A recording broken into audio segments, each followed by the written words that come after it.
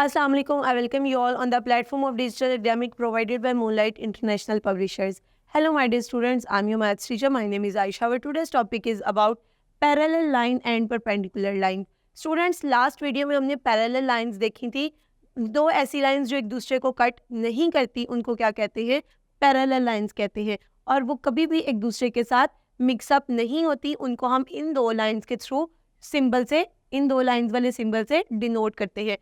Today we will discuss about perpendicular lines. Perpendicular lines आपके पास दो ऐसी लाइंस हैं जब एक लाइन दूसरे लाइन पर 90 डिग्री का एंगल बनाती है और उसको मिड से कट करती है. उसको क्या कहते हैं? हम परपेंडिकुलर लाइन कहते हैं. और परपेंडिकुलर लाइन के लिए जो साइन यूज होता है वो कुछ इस तरह का यूज होता है. लाइक हम उल्टा टी कर लें. जब हम टी को टिल्ट करेंगे तो हमारे पास जो सिंबल आएगा उसको हम क्या कहेंगे? Perpendicular symbol. सो यहाँ पर एक एग्जाम्पल आपको दिखाई गई है. ए बी उन्होंने एक लाइन ड्रॉ की थी, उसके साइडों पे एरोज दिया. दैट मीन्स कि आप इसको अपनी मर्जी से एक्सटेंड कर सकते हो. देन उन्होंने क्या किया? ए बी के ऊपर परपेंडिकुलर ड्रॉ किया. दैट मीन्स कि आपने पॉइंट ए बी पर 90 का एंगल ड्रॉ किया जिसको उन्होंने ड्रॉ किया सी डी से. अब क्योंकि वो C D line A B को कट कर रही है हाफ में, दैट मीन्स आपके पास एंगल कौन सा बन रहा है? 90 डिग्री का एंगल बन रहा है. और 90 डिग्री का एंगल क्या शो कर रहा है? कि आपके पास परपेंडिकुलर है सी डी किसका? ए बी का. Students, now further we will discuss about difference between parallel lines and perpendicular lines. अगर हम definition देखें तो perpendicular line में उन्होंने क्या? Perpendicular lines are the lines that intersect at 90 degree angle. दो ऐसी lines जो एक दूसरे को 90 डिग्री के एंगल पे intersect करती हैं उसको क्या कहते हैं? Perpendicular lines कहते हैं. For example, a wall is perpendicular to the floor. जैसे कि आपके घर की दीवार या आपके रूम की दीवार क्योंकि आपके फ्लोर के साथ वो कुछ इस तरह से अटैच है तो हम उसको क्या कहेंगे? ये परपेंडिकुलर है उसके ऊपर. इसके अलावा फॉर एग्जांपल आप अपनी बुक को जब ओपन करते हैं तो आपकी बुक की एक लाइन जो होती है वो स्ट्रेट होती है जबकि दूसरी जो होती है वो स्टैंडिंग होती है. सो दी स्टैंडिंग एंड स्लिपिंग लाइन जो एक दूसरे से जहाँ अटैच हो रहे हैं उसको हम क्या कहेंगे? कि परपेंडिकुलर ड्रॉ है. इसके अलावा अगर हम बात करें परपेंडिकुलर के सिंबल की तो परपेंडिकुलर के लिए जो सिंबल यूज होता है वो यहाँ आपको दिखाया गया स्क्रीन पर. Now come to the parallel lines. Parallel lines आपके पास कुछ इस तरह की लाइंस होती हैं जो कि हमेशा एक दूसरे से डिस्टेंस क्रिएट करती हैं. फॉर एग्जांपल आपके पास यहाँ पर दो लाइंस दिखाई गई हैं ए बी. ए और बी को अगर हम देखें, ए लाइन एक्सटेंड हो रही है और बी लाइन भी एक्सटेंड हो रही है. लेकिन अगर मैं इनको बैकवर्ड एक्सटेंड करूँ या फॉरवर्ड एक्सटेंड करूँ ये कभी भी एक दूसरे से मीट नहीं करेंगी. दैट मीन्स कि ये आपके पास कौन सी लाइन्स है? पैरेलल लाइन्स है. अब इसकी एग्जाम्पल आप कौन सी देखते हैं?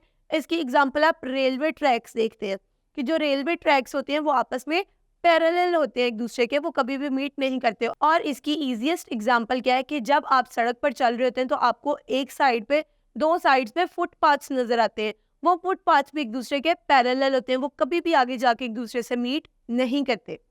सो अब पैरेलल के लिए जो हम सिंबल यूज करते हैं वो इस तरह की टू लाइंस का सिंबल है जो कि पैरेलल लाइंस में यूज होता है. Now students come to the exercise number 9.1 जिसके क्वेश्चन नंबर 1 में उन्होंने कहा determine the value of x. अब आपने एक्स की वैल्यू फाइंड आउट करनी है. उन्होंने आपको एक ट्रांसवर्सल एंगल दिखाया गया है क्योंकि ये टिल्ट है. अगर ये स्ट्रेट होता तो that means it's a perpendicular on the sleeping line, यानी कि सी बी पर. परपेंडिकुलर नहीं है, ये ट्रांसवर्सल लाइन दिखाई गई है.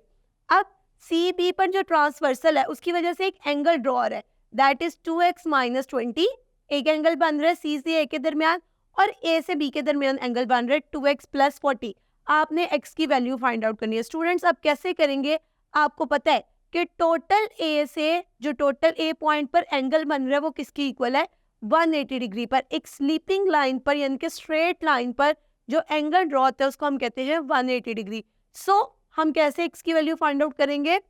2x - 20 + 2x + 40 is equals to 180 degree. अब 20 में से 40 को माइनस करेंगे तो हमारे पास आंसर आ जाएगा 20. देन 2x में 2x ऐड करेंगे तो हमारे पास आंसर आ जाएगा 4x. So it becomes 4x + 20 is equals to 180 degree. अब क्योंकि ये 20 इधर माइनस हो रहा है तो दूसरी तरफ जाके क्या हो जाएगा? प्लस हो जाएगा. So 4x is equals to 180 - 20. So it becomes 4x is equals to 160. Now students क्योंकि आपने सिर्फ x की वैल्यू फाइंड आउट करनी है तो आप क्या करेंगे? 4 को दूसरी तरफ जाके डिवाइड करवा देंगे. जब आप 4 को डिवाइड करवा देंगे तो आपके पास x आ जाएगा. x is equals to 40 degree, क्योंकि 4 4 16 होता है। सो आपके पास x का आंसर आ गया 40 डिग्री।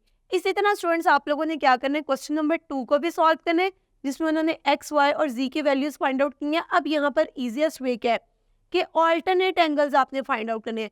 फॉर एग्जाम्पल एक एंगल दिए 36 डिग्री, अब 36 का ऑल्टरनेट क्या आ रहा है, जो उसके ऑपोजिट आ रहा होगा, that is x। So x भी किसके इक्वल होगा, 36 डिग्री के इक्वल होगा। अब आपने क्या करना है, 36 को 180 में से माइनस करेंगे तो आपके पास z आ जाएगा, और जो z का आंसर आएगा वही आपके पास y का आंसर आएगा, because alternate angles are always equal. इसी तरह स्टूडेंट्स आप लोगों ने क्वेश्चन नंबर 3, क्वेश्चन नंबर 4, 5 और 6 में जो एंगल्स आपको पूछे गए हैं आप लोगों ने वो फाइंड आउट करने हैं। सो स्टूडेंट्स, ये थी हमारी आज की वीडियो। मैं उम्मीद करती हूँ आपको आज का लेसन समझ में आया होगा। Stay tuned to next video. अल्लाह हाफिज।